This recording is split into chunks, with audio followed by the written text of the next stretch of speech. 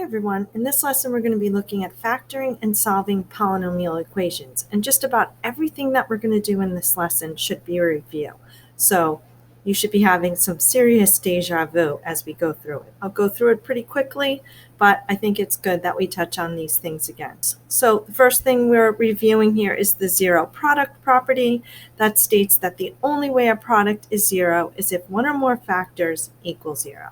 So if we have x minus 2 times x plus 5, either both of those or one of those must equal 0. For the factor theorem, the number a is the root of a polynomial if and only if x minus a is a factor. So if we know that the roots are negative 3 and 4, we know that we have factors of x plus 3 and x minus 4. The zeros of a function are the x-intercepts, also known as the solutions, and the roots of the graph. So here we have 3 x-intercepts, so we have 3 solutions, 3 real solutions. Keep in mind that you can only see real solutions, not imaginary solutions, on the coordinate plane. The graph intersection points are solutions as well. So if we have 2 functions and we want to know what the solutions are, where they intersect is our solutions. So in this example, we have 2 points of intersection, so we have 2 solutions. And the last part is the imaginary number I. An imaginary number is a complex number, a plus bi, in which we have a, which is our real part, and bi, which is our imaginary part, right? I is equal to the square root of -1, I squared is equal to -1. And some examples of real numbers I have here, -2i, 4 plus 6i, or 5i. So the first thing we're going to look at here is solving polynomial equations by graphing. So you can solve a polynomial equation by graphing each side of the equation separately, and then we would find the points of intersection like we mentioned on page 1. Or we could set the whole thing equal to 0 and find the zeros, as we also mentioned on the first page. So we're going to do it both ways so you can see. The first thing that we're going to do for number 1 is we're going to solve by looking at the intersection. I'm going to put the left side in y1 and the right side in y2. So you're going to open your calculator. We're going to go to y equals, and we're going to enter the left side of the equation in y1. And we're going to enter the right side of the equation in y2. And you could do vice versa, it doesn't matter. Now we want to look at a standard window. It's always good practice to start there. So we're going to go to zoom 6. And we want to see if we can see our intersection. And we can, so we don't need to modify the window. And you can see that we have 3 intersection points here. So we're going to have 3 solutions. So the next thing we're going to do is we're going to calculate the intersections. So we're going to go to second trace, and we're going to choose number 5. And we're just going to move our little spider near the first intersection point. And we're going to hit enter 3 times. So it says first curve, hit enter, second curve, enter, and when it says guess, hit enter again. So our first solution is x equals -3.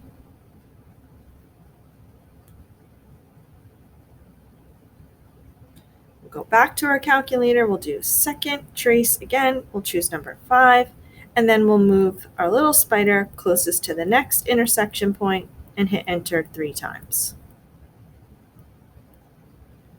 First curve, enter, second curve, enter, guess, enter. And the next intersection value for x is -1. And then we'll do it one last time. Hit enter, hit enter, hit enter. And we get our last value of x equals 1.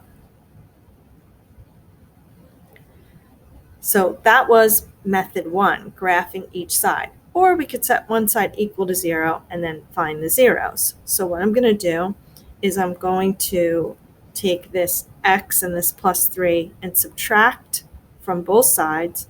So I'm going to end up with x cubed plus 3x squared minus x minus 3 equals 0. So I just moved the x and the 3 over to the left side. Now I'm going to go back to my calculator. I'm going to go to y equals. I'm going to clear out my y2, and I'm going to put that whole equation now in y1. I'll go back to my graph.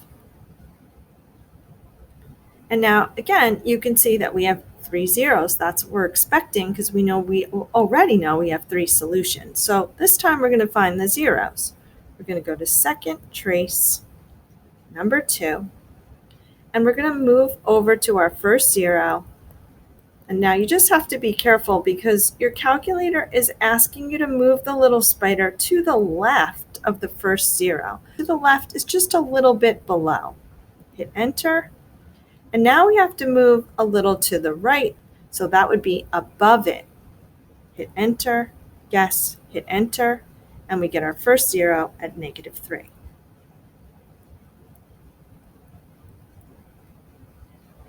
All right, we're going to do it again. Second trace, number 2, and we need to be to the left of the 0. All right, to the left of the 0 in this case is going to be just a little bit above that 0. Hit enter. To the right is going to be just a little bit below it. Hit enter and guess, hit enter again, and we get -1. One more time, second trace, number 2, move to the next 0. For this 0 to the left is a little bit below the x-axis, hit enter. Move it a little bit above, hit enter, guess, hit enter, and we get a value of 1. So you could see you could really use any method. I think I prefer the first way. It just seemed to be a little bit easier. That whole to the left and to the right can get kind of tricky. All right, so we're going to do the same process for number 2. We're going to do the left side in y1 and the right side in y2. I'm going to hit clear. And then in y2, I'll enter -3. Make sure you use the negative button that's highlighted in red and not subtraction, or you're going to get an error. We'll go back to our standard window, zoom 6. And we could see that we have one solution. We're crossing in one place. We're going to do second trace, number 5. We're going to move our little spider near that intersection point and hit enter 3 times. And we get an intersection value of x equals -1. Or we could move that 3 over to the left side, so we would have x cubed minus 2x squared plus 3 equals 0. If we add 3 to both sides, we'll go to y equals. We'll delete the y2, go back up, we'll modify this equation to have that plus 3 on the end, go to graph, and you see we do have one solution at -1. If we want to be really sure that it is crossing at -1, and it certainly looks like it is, but we would do second trace, number 2. We're going to move our little spider to the left of where it crosses the x-axis. All right, in this case, it's going to be below. Hit enter. To the right is going to be a little above. Hit enter and guess. Hit enter. And we get a value of -1. So that's how we would solve by using our graphing calculator. The next part here, we're solving polynomials by factoring difference of squares. And the pattern says that if we have a squared minus b squared, we can write that as 2 factors, a minus b and a plus b. So we're being asked to solve x squared minus 9. And that pattern is x squared minus 3 squared. So that would factor to x minus 3, x plus 3. And if we solve that, we're going to get x equals 3 and -3. The next pattern we have is 2x squared minus 7 squared. So that would factor to 2x minus 7, 2x plus 7. And when we solve that, we're going to get 7 halves and negative 7/2. And the last one is 3x squared minus 4 squared. So that would factor to 3x minus 4 and 3x plus 4. Our solutions then would be x equals 4/3 and negative 4/3.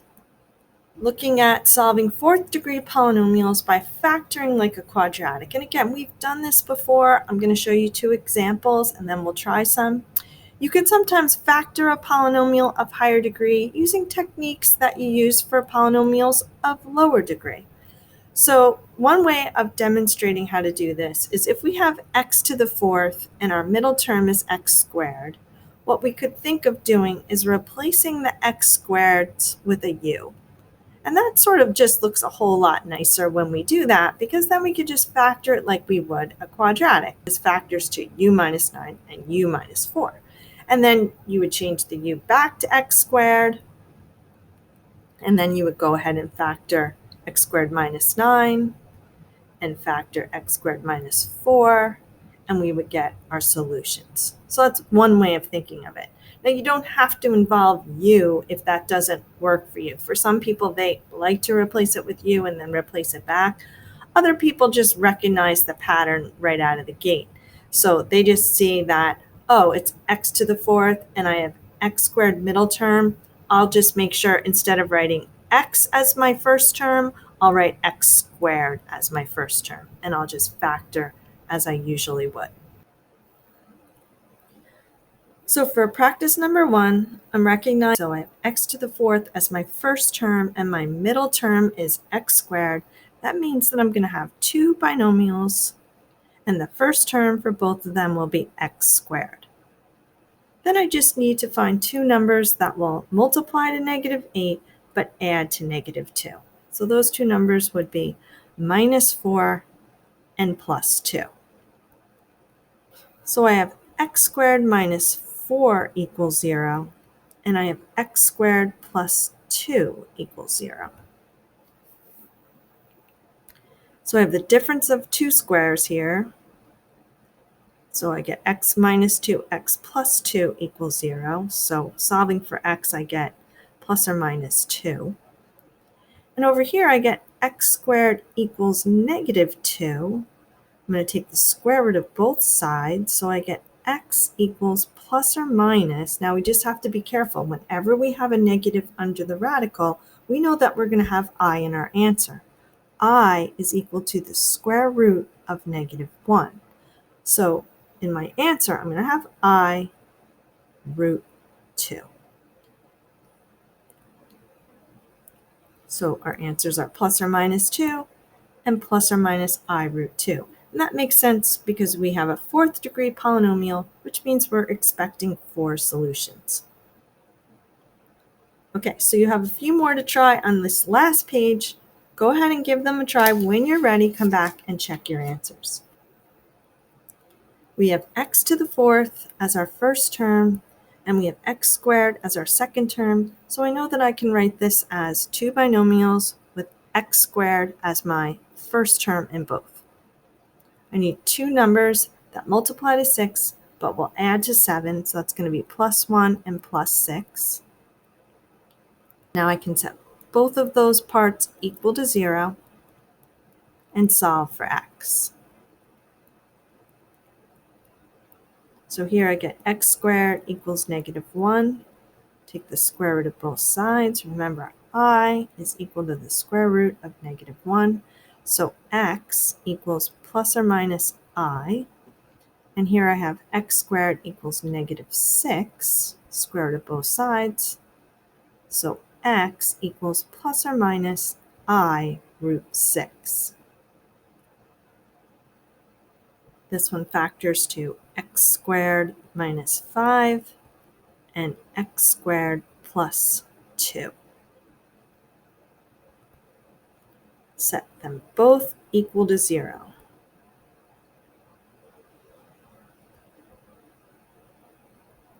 Solve for x. So here I get x squared equals 5, square root of both sides. And over here I get x squared equals negative 2, So I'm going to get x equals plus or minus. Since I have a negative under the radical, I know I have I in my answer, root 2.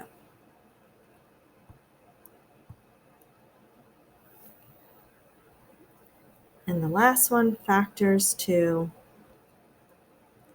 x squared minus 9 and x squared plus 3. Set both binomials equal to 0 and solve. We get x squared equals 9, square root, x equals plus or minus 3. And here I get x squared equals negative 3, square root of both sides. So x equals plus or minus I root 3. All right, quick lesson. Hope you enjoyed it. Have a great day.